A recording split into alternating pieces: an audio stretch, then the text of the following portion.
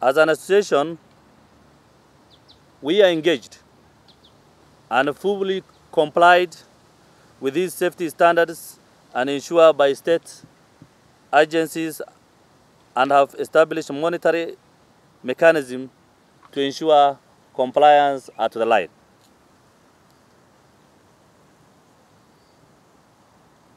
As part of our social responsibility,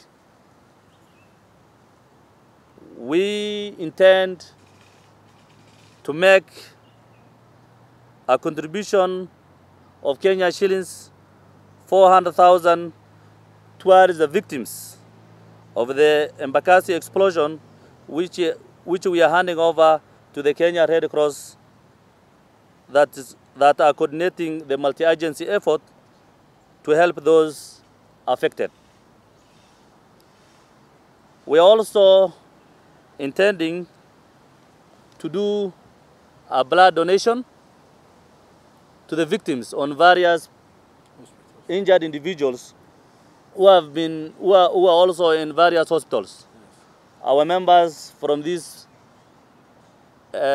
conference will be going to different hospitals to ensure the blood is sufficient to the victims. In addition, we are pledging immediately another 1.5 million to the victims to ensure food distribution, blankets, bed sheets, utensils, amongst others. We pray for all the victims of those injured and wish them a quick recovery. Yes, as we promised.